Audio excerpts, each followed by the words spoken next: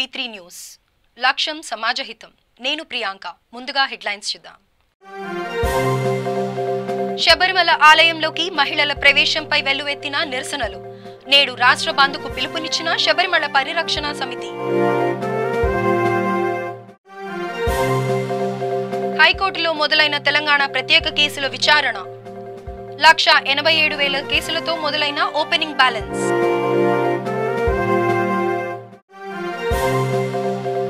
నూతన సంవత్సర వేడుకల్లో ఏరులై పారిన మద్యం 174 కోట్ల మద్యం సేవించిన తెలంగాణ మందుబాబులు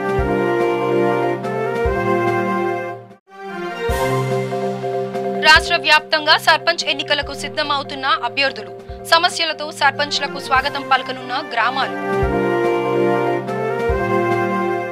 ఇక వివరాల్లోకి వెళ్తే శబరిమల ఆలయంలోనికి నిన్న 2 మహిళలు ప్రవేశించడాన్ని వ్యతిరేకిస్తూ శబరిమల పరిరక్షణ సమితి కేరళ బంద్కు పిలుపునిచ్చింది. దీంతో కేరళ ప్రభుత్వం భారీ బందోబస్తును ఏర్పాటు చేసింది. సుప్రీంకోర్టు తీర్పును అమలు చేసినట్లు కేరళ ప్రభుత్వం ప్రకటించింది. కేరళ అయ్యప్పస్వామి ఆలయంలోకి మహిళలకు ప్రవేశం కల్పిస్తూ అనుమతి ఇవ్వడంతో మహిళలు ఆలయ ప్రవేశానికి అనేకసార్లు ప్రయత్నాలు చేసినా కూడా అయ్యప్ప భక్తులు అడ్డుకోవడంతో వెనుతిరిగిపోయారు. కానీ నిన్న మరోసారి ప్రయత్నం చేసి బిందు కనకదుర్గ అనే 40 సంవత్సరాల మహిళలు ఆలయంలోకి ప్రవేశించడంతో దేశవ్యాప్తంగా నిరసనలు వెలువెత్తుతున్నాయి. కేరళ వ్యాప్తంగా నిరసనల హోరు వెలువెత్తుతుంది. నిరసనకారులు రోడ్లపైకి వచ్చి కమ్యూనిస్ట్ పార్టీకి సంబంధించి పార్టీ జెండాలను చింపేస్తూ కేరళను రణరంగంగా మార్చేస్తున్నారు.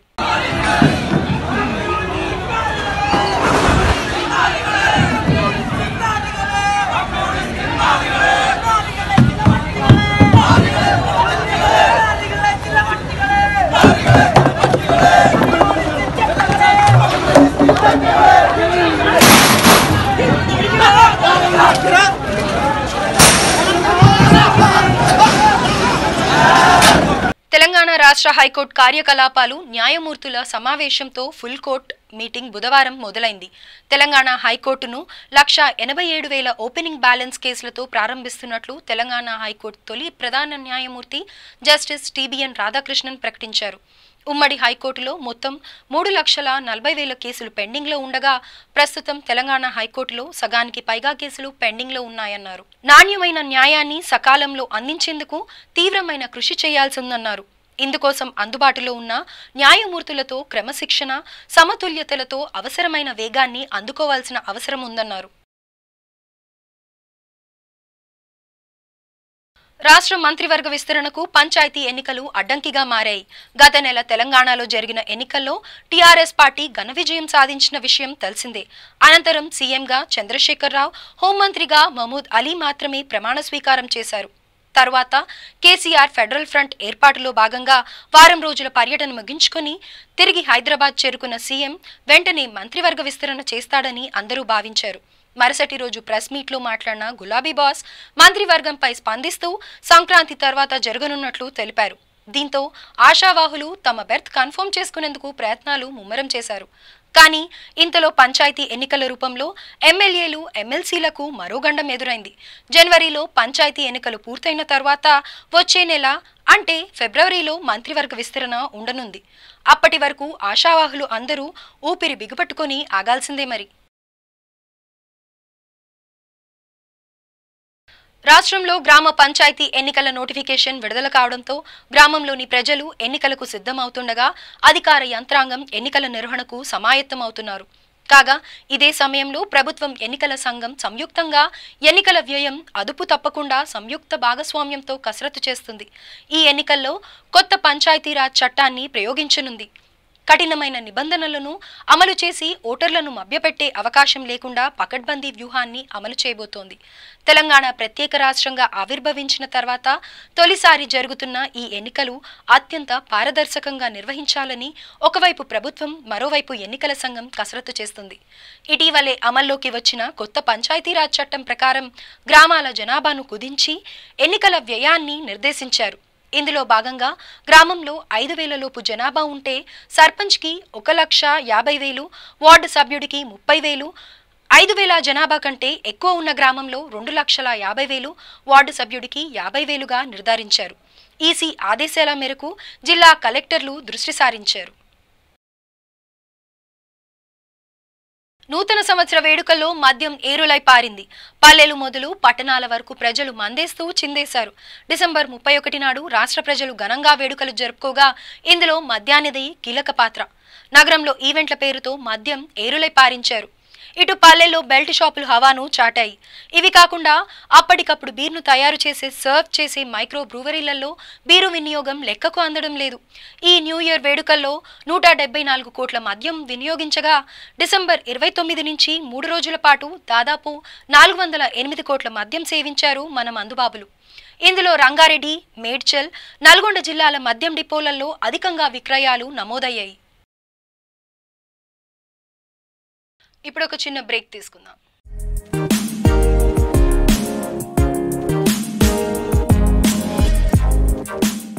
తెలంగాణ, ఆంధ్ర, రాయలసీమ, తమిళనాడు, కర్ణాటక, కేరళ ప్రాంతాలు వేరైనా రుచులు వేరైనా వేదిక ఒక్కటే, మన రుచులు. త్వరలో మన V3 న్యూస్ ఛానల్లో. Welcome back. రంగారెడ్డి జిల్లా మహేశ్వరం నియోజకవర్గం పరిధిలోని దుబ్బచెర్ల గ్రామం సమస్యల వలయంలో ఇక్కడి ప్రజలు జీవనం సాగిస్తున్నారు. సీసీ రోడ్డు నిర్మాణాలు లేకపోవడంతో రోడ్డు మధ్యలో గుంతలు ఏర్పడ్డాయి. గ్రామంలో చెత్తా చెదారం రోడ్డు పక్కనే డంప్ చేయడంతో దుర్వాసన వెదజల్లుతుంది. దీంతో ఇక్కడ కుక్కలు, పందులు స్వైర విహారం చేస్తున్నాయి. రోడ్డుపై అనేకసార్లు ప్రమాదాలు కూడా జరిగాయి. ఇదే విషయంపై మాజీ సర్పంచ్ ఎర్రా సత్తయ్యను వివరణ కోరగా గతంలో తెలుగుదేశం సర్పంచ్ ఉన్నప్పుడు గ్రామం అభివృద్ధి జరిగిందని, ప్రస్తుతం టీఆర్ఎస్ సర్పంచ్ హయాంలో ఎటువంటి అభివృద్ధి జరగలేదని ఆయన విమర్శించారు. 2006లో గెలిచినాము. మనము మా విలేజ్ మహేశ్వరం మండలి దుబ్బచెర్ల విలేజ్ రంగారెడ్డి డిస్ట్రిక్ట్. చేసిన అభివృద్ధి కార్యక్రమాలు ఏంటంటే అప్పుడు చేసినవి ఏది మన ఇక్కడ యూత్ బిల్డింగ్ కట్టించినాము, స్కూల్ కాడ బిల్డింగ్ కట్టించినాము, CC road, underground drainage, plus government hospitals, పశువుల హాస్పిటల్స్, మరియు వాటర్ సంపు అప్పుడు మా పీరియడ్లో అన్ని విధాలుగా అభివృద్ధి చేసినాం. దాని విషయంలో అంటే టోటల్గా మేము ఇంచుమించు ₹1 కోటి వర్క్ చేసినాం మా పీరియడ్లో మేము ఉన్నప్పుడు. దాంట్లో ఎమ్మెల్యే ఫండ్స్ ఉన్నాయి, ఎంపీ ఫండ్స్ ఉన్నాయి, గ్రామ పంచాయతీ ఫండ్స్ ఎక్కువ ఉన్నాయి. గ్రామ పంచాయతీ ఫండ్స్ ఇంచుమించు 60-70 లక్షలు ఉంటాయి. ఇంకా ఈ గ్రామానికి ఏం చేయాల్సి వస్తుంది, ఇంకా ఏం చేయాల్సి వస్తుంది అంటే ఇంకా చేయాల్సినవి కూడా చాలా ఉన్నాయి సార్. ఇక్కడ ఏమున్నాయి పెండింగ్ వర్క్? ఇంకా పెండింగ్ వర్క్ ఏంటంటే సీసీ రోడ్లు వీలిపోయినాయి చాలా వరకు. డ్వాక్రా బిల్డింగ్ ఉన్న బిల్డింగు కూలేసేది ఇప్పుడు కొత్త బిల్డింగ్ కట్టాల్సి ఉంది. ఇంకా కల్లంచెరు తండలో కూడా అక్కడ ఏంటంటే కొంచెం మన వాటర్ ట్యాంకు లేదు, సీసీ రోడ్స్, డ్రైనేజ్ కూడా కొంచెం ఉన్నాయి. ఇంకా గవర్నమెంట్లో అవి కూడా డెవలప్మెంట్ చేసేది. మిషన్ భగీరథ పనులు పెరుగుతున్నాయి. అంటే మిషన్ భగీరథ పనులు ఏంటంటే వచ్చింది కాదని కాదు, ఉన్న రోడ్లు మొత్తం ఖరాబ్ అయిపోయినాయి. ప్రవేశించి వాటర్ అయితే లేదు ఇప్పటి వరకు. ప్రొవీరం మొత్తం రోడ్లని ఖరాబ్ చేస్తాం ఇప్పటి వరకు. దాని విషయంలో ఏంటంటే నష్టమే ఉంది కానీ లాభం అయితే ₹1,00,000 నష్టం అవుతుంది. దాని విషయంలో ఊళ్ళో చెత్త డంపింగ్ యాడ్ లేదా? చెత్త కంపెనీ లేదు సార్ ఇక్కడ. అవి ప్రస్తుతానికి ఏంటంటే రోడ్ల పక్కన వేస్తూ ఉన్నారు. అవి ఎక్కడ కూడా అవి ఇబ్బంది అవుతుంది. కుక్కలు అవి కూడా తినుకుంటుండి రోడ్ల మీద యాక్సిడెంట్లు కూడా జరగడం జరుగుతుంది. దానివల్ల ప్రజలకి రోగాలు, దోమలు అవి ఖచ్చితంగా ఉంటాయి కదా సార్. ఊరి పక్కన ఉన్నప్పుడు ఖచ్చితంగా రోగాలు ఉంటాయి, అన్నీ ఉంటాయి, అన్నీ నడుస్తాం. అధికారులు పట్టించుకోవాలి. ఈ అధికారులు అంటే ఇప్పుడు వాళ్ళు తీసుకొస్తున్నారు, వేస్తున్నారు, వాళ్ళు చేసే పనులు వాళ్ళు చేస్తున్నారు. ఇప్పుడు ఎక్కడ పక్కకి వేసినప్పుడు కూడా వాళ్ళు ఏం చేస్తారు, ఎక్కడైనా ఒక గవర్నమెంట్ ఒక ప్లేస్ తీసుకొని అక్కడ వేస్తే బాగుంటుందని మా ఆలోచన. ఇది 2వ వార్డు నెంబరు. గత 25 సంవత్సరాల నుంచి టీడీపీ హయాంలో ఈ వాడకి అభివృద్ధి చెందలేదు, రోడ్లు కూడా వేయలేదు. ఇంకేంటంటే మేము 6 మంది అన్నదమ్ములము, అయినా మా ఇంట్లో మేము కిరికిరికంగానే ఉంటున్నాము. మాకు ఏ ప్లాట్లు కూడా ఇవ్వలేదు. ఈ వాడకు ఏముందంటే టాకు మేము టీడీపీ వాళ్ళమని చెప్పేసి కాంగ్రెస్ హయాంలో కూడా మాకేం జరగలేదు. వాళ్ళు కూడా టీడీపీ వాళ్ళు ఇప్పుడు ఏమంటున్నారంటే మీరు కాంగ్రెస్కి పోయారని చెప్పేసి వాడకు అట్లే వదిలేసారు. వాళ్ళు పోటీ పడి వాడని అట్లే వదిలేయడం జరిగింది. అందుకు మేము చాలా బాధాకరంగా ఉంది వాడకు. మీరు చూసినట్టయితే వాడకు మీరే తెలుస్తుంది కదా ఎట్లుంది వాడకని. గత 30 ఏళ్ళ నుంచి మేము ఇదే బాధలో ఉన్నాం. వర్షం పడితే ఇక్కడ మాకు చెరువులాగా మొత్తం నీళ్ళు నిలిచిపోతాయి. మేము ఇక్కడ చాలామంది జారిపడడం కూడా జరిగింది. మా ఆయన 25 సార్లు కూడా ఎత్తులు 2-3 సార్లు కింద పడడం జరిగింది. అయినా మేము అధికారుల దృష్టి తీసుకుపోయినా కానీ ఏది చేయలేకపోయారు అంతే. మహబూబ్ నగర్ జిల్లా అడ్డకల్ మండలంలోని కాటవరం తండా ప్రాథమిక పాఠశాలలో భారతదేశ మొట్టమొదటి మహిళా ఉపాధ్యాయురాలు సావిత్రిబాయి పూలే జయంతిని నిర్వహించారు. భారతదేశంలో మొదటి మహిళా ఉపాధ్యాయురాలైన సావిత్రిబాయి అట్టడుగు వర్గాల మహిళలకు చదువుకున్న ప్రాముఖ్యతను ఆ రోజుల్లోనే వివరించారని, ఆమె గొప్పతనం గురించి విద్యార్థులకు వివరించారు. మిషన్ భగీరథలో వర్క్ ఇన్స్పెక్టర్ ఒప్పంద ఉద్యోగిగా పనిచేస్తున్న చిలుకూరి చంద్రశేఖర్ ఆత్మహత్య చేసుకున్నాడు. నల్గొండ జిల్లా చండూరు మండలంలోని బంగారుగడ్డ గ్రామంలోని పంప్ హౌస్లో శవమై కనిపించాడు. సంఘటన ప్రదేశంలో సూసైడ్ నోట్ను పోలీసులు స్వాధీనం చేసుకున్నారు.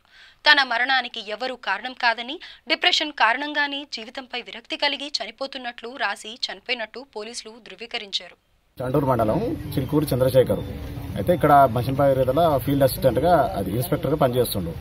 అయితే నిన్న మధ్యాహ్నం వరకు మునుగోడు నుంచి బండి తీసుకొని చండూరుకు వస్తుండు. చండూరుకు వచ్చే రూట్లో ఏం జరిగిందో తెలియదు. మొత్తం చండూరుకి రాలేదు. ఆ నుంచి మేము ఫోన్లు చేస్తూనే ఉన్నాము. ఎక్కడ ఉన్నాడు రాత్రి 12 గంటల వరకు ఫోన్ రింగ్ అవుతుంది కానీ ఎత్తలేడు.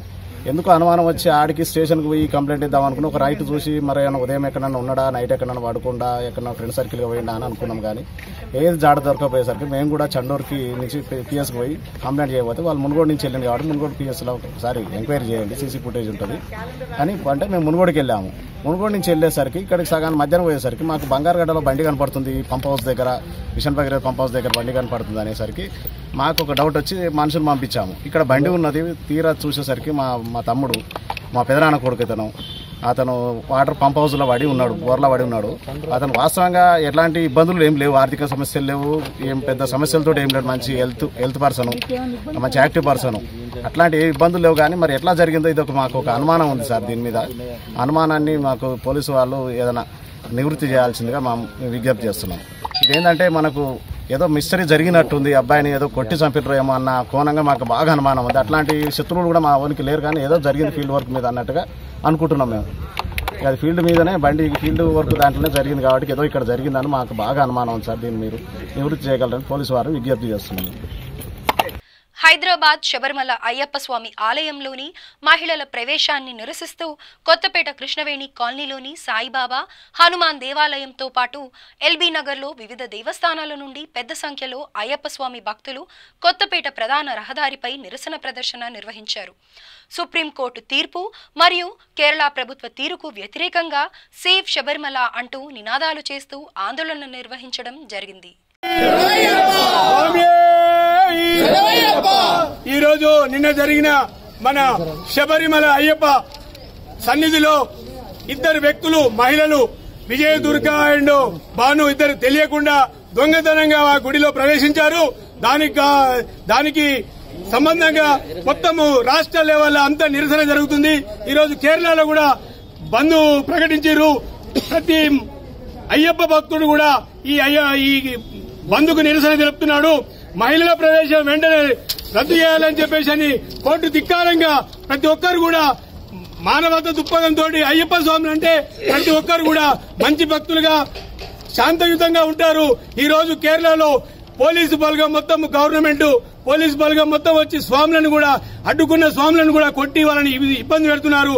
అందుకు కారణంగా మనం తెలంగాణ రాష్ట్రంకి వెళ్లి టోటల్ గా నిరసన తెలుపుతూ ప్రతి రాష్ట్రంలో ప్రతి అయ్యప్ప సమాజం నుంచి ప్రతి టెంపుల్ దగ్గర మొత్తం నిరసన తెలుపుడు అన్ని జిల్లాల్లో ఈ కార్యక్రమం కొనసాగుతుంది.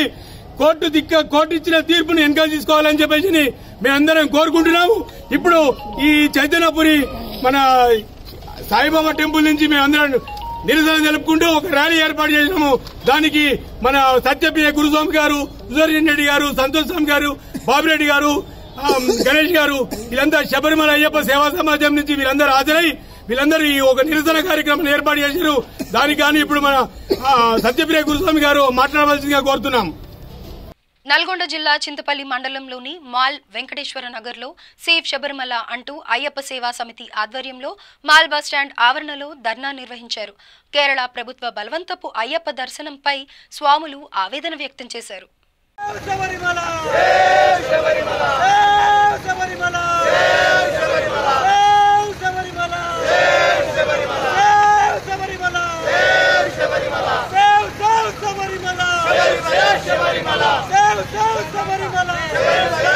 హైదరాబాద్ అంబర్పేట నియోజకవర్గ టీఆర్ఎస్ పార్టీ నుంచి విజయం సాధించిన కాలేరు వెంకటేష్తో మా ప్రతినిధి దండు సురేష్ ఫేస్ టు ఫేస్.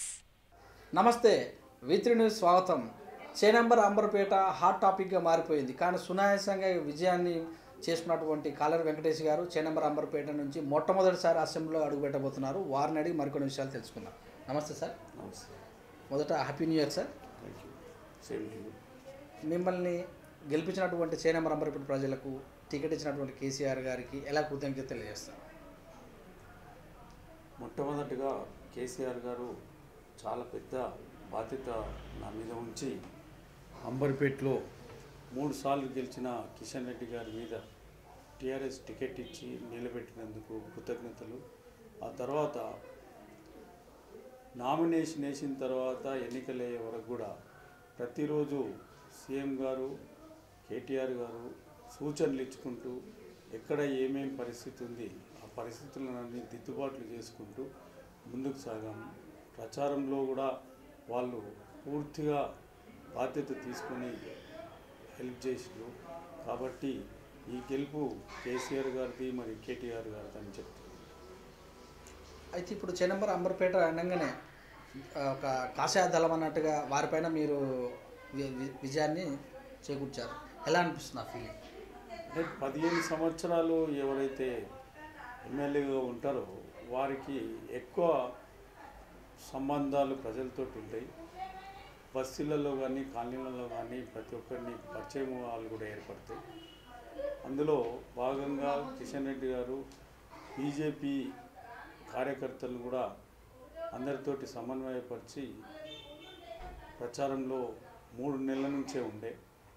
కానీ నాకు కొంచెం టికెట్ డిక్లేర్ చేయడం లేట్ అయినా కూడా మా కార్యకర్తలు అందరూ కూడా అడ్వకేట్లు తర్వాత మా ఫ్రెండ్స్ తమ భుజస్కంధాల మీద వారే పోటీలో నిలిచినట్టు పనిచేసి రాత్రింబవళ్ళు దానివల్ల గెలుపు కూడా సునాయాసం జరిగింది.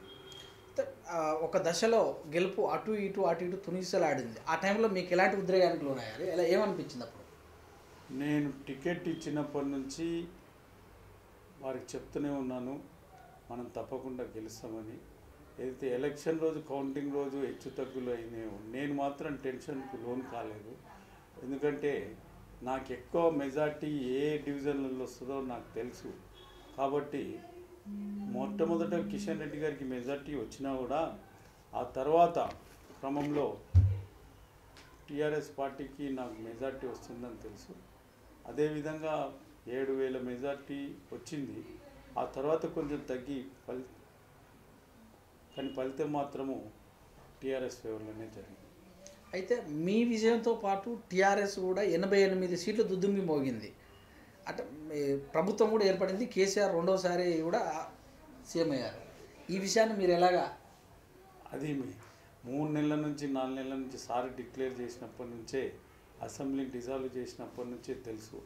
ఎందుకంటే ప్రజలు ఈరోజు కేసీఆర్కు వెన్నుదన్నుగా కేసీఆర్ చేస్తున్న అభివృద్ధి సంక్షేమ పథకాలకు చాలా చాలా ఆకర్షితులై ఉన్నారు. అది ఒక అంబర్పేటలోనే కానీ ఇంకో కాన్స్టిట్యున్సీలోనే కాకుండా అన్ని కాన్స్టిట్యున్సీలో అదే విధమైన ఫలితం ఉంటుంది. నేను కూడా అదే తీరుని నమ్మాను. ఉప్పల్లో ఒక తీరు ఉండి అంబర్పేటలో ఇంకో తీరు, ముషిరాబాద్లో ఇంకో తీరు ఉండదు. అన్ని కాన్స్టిట్యున్సీలలో కూడా ఓట్లు టీఆర్ఎస్ ఫేవర్లోనే జరిగినాయి. కొన్ని చోట్ల ఎక్కడైతే టీఆర్ఎస్ ఓడిపోయిందో అది వేరే కారణాల వల్ల కానీ కేసీఆర్ గారు చేస్తున్న అభివృద్ధి సంక్షేమ పథకాల వైపు అయితే ప్రజలు పూర్తి నమ్మకంతో విశ్వాసంతో ఉన్నారు. ఇంకో విషయం చెప్పాలంటే కేసీఆర్ గారితో పోల్చదగ్గ లీడరు వేరే పార్టీలలో లేరు. వాళ్ళు మా కూటమి ఏర్పరచుకున్నా కూడా ఫైనల్గా ప్రతి ఒక్క పెద్ద లీడరు వాళ్ళ కాన్స్టిట్యున్సీకి పరిమితమైపోయిండు. ఇంకో పక్క కాన్స్టిట్యున్సీలో పోయి వాళ్ళు ప్రచారం చేసే దశలో కూడా లేదు. అదే మాకు పెద్ద అస్త్రము మా పార్టీకి. మా పార్టీలో కేసీఆర్ గారు, కేటీఆర్ గారు, హరీష్ రావు గారు, తర్వాత కవితమ్మ గారు నలుగురు కూడా 4 వైపులా కూడా పోయి అన్ని కాన్స్టిట్యున్సీలలో ప్రచారం చేసుకుంటూ వాళ్ళ కాన్స్టిట్యున్సీలో చాలా సంపూర్ణమైన అత్యధిక మెజార్టీలు తెచ్చుకున్నారు. చేనంబర్ అంబర్పేటలో ఫస్ట్ మీరు అసెంబ్లీలో ఏ విషయం పైన గలమెత్తబోతున్నారు? ఈ విషయానికి పరిగణన ఏమన్నా? అంటే చాలా విషయాలు ఉన్నాయి. పర్టికులర్గా పొల్యూషన్ వాటర్ ప్రాబ్లము, ఆ తర్వాత డ్రైనేజ్ వ్యవస్థ, మూసీ నది ప్రక్షాళన, తర్వాత చేనంబర్ ఫ్లైఓవర్ విషయము, తర్వాత ఎన్నో ఆఫీసులు కూడా ఇక్కడ లేవు, కాలేజెస్ లేవు. ఇవన్నిటి గురించి కూడా మేము సీఎం గారి దృష్టికి తీసుకెళ్తాము. ఇంకొక ప్రధానమైన ఇబ్బంది ఏంటంటే ప్రజలు చాలా మట్టుకు కేసీఆర్ గారిని నమ్మకం మీద ఉన్నారు. డబుల్ బెడ్రూమ్ల మీద ప్రజలు చాలా ఆశలు ఉన్నాయి. అది మాత్రం మేము ఎట్లనైనా వాళ్ళ కోరికను తీర్చాలని మేము అనుకుంటున్నాం. మీరు ఫస్ట్ కార్పొరేటర్ ఉన్నారు, తర్వాత మీ భార్య, ఇప్పుడు ఎమ్మెల్యేగా మీరు అపాయింట్మెంట్ అంటే ప్రజా తీర్పులో గెలిచారు. ఎలా అనిపిస్తుంది ఫీలింగ్? చాలా బాగుంటుంది. ఎట్లయినా కూడా ఇది ఒక మంచి ఎలివేషన్. చట్టసభల్లో మా కులానికి కూడా ఇప్పటివరకు ప్రాతినిధ్యం లేదు. కేసీఆర్ గారు మాకు అటువంటి ఆపర్చునిటీ ఇచ్చింది కాబట్టి జీవితాంతమైన కృతజ్ఞతగా ఉంటుంది. అంటే ఇప్పుడు మీరు వంజరి అంటే హైదరాబాద్లోని రవీంద్ర భారతి స్కూల్ 4వ వార్షికోత్సవం లలిత కళా తోరణంలో ఘనంగా నిర్వహించారు. హస్తినాపురం, వనస్థలీపురం, హయత్ నగర్ బ్రాంచ్ విద్యార్థులు ప్రదర్శించిన నృత్య ప్రదర్శన అందరినీ అలరించాయి. ఈ కార్యక్రమంలో zonal in-charge Baburao, zonal dean K Jyothi, division ఇన్ఛార్జీలు, ప్రిన్సిపల్స్ తదితరులు పాల్గొన్నారు. Navya, if it is for girls, we can make them dance easily. Welcome them. But it is very difficult to close the eyes without seeing this beautiful world. Yeah, true. Acha, do you know the next cutest performance on the stage? Of course, it's blind salsa. Salsa, what is it? Salsa is an aerobic sport. It is very good one.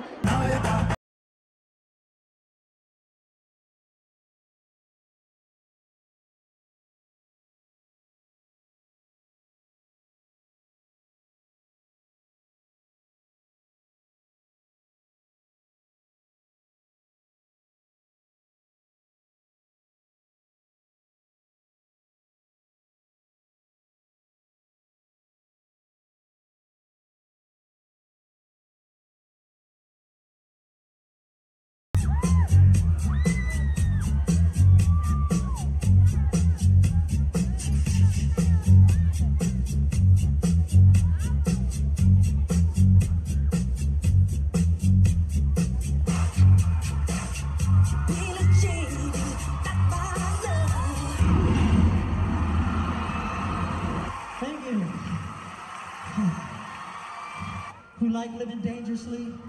This one. It increases our self-confidence memory too. Wow, well said, Afiza. Now I'm very excited to see this wonderful performance. So Violet, let's invite our third class children of Vanasthalipuram branch to rock the stage with blind salsa. So let's invite them with a huge round of applause. 24. Enjoying it? Give them a huge round of applause. Cricket దిగ్గజం సచిన్ టెండూల్కర్ క్రీడా గురువు రమాకాంత్ అచ్రేకర్ బుధవారం కన్నుమూశారు.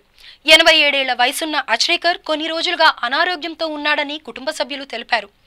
Achrekar sir సమక్షంలో cricket అనే స్వర్గం పరిపుష్టంగా మారిందని సచిన్ టెండూల్కర్ తన గురువుకు సంతాప సందేశంలో పేర్కొన్నాడు. చాలా మంది విద్యార్థుల్లాగా క్రికెట్లో ఏబిసిడీలను నేను సర్ నిర్దేశకత్వంలో నేర్చుకున్నాను. 1990లో ద్రోణాచార్య అవార్డును అందుకున్న సర్ నా జీవితాన్ని కూడా తీర్చిదిద్దారు. అందుకు మాటలు చాలవు.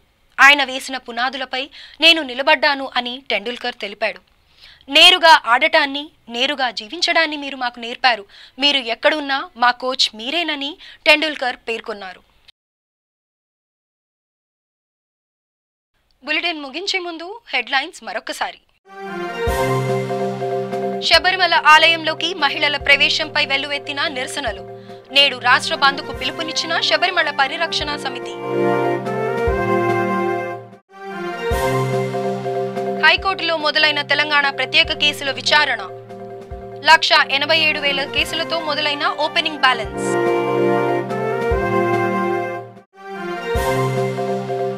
నూతన సంవత్సర వేడుకల్లో ఏరులై పారిన మద్యం. 174 కోట్ల మద్యం సేవించిన తెలంగాణ మందుబాబులు.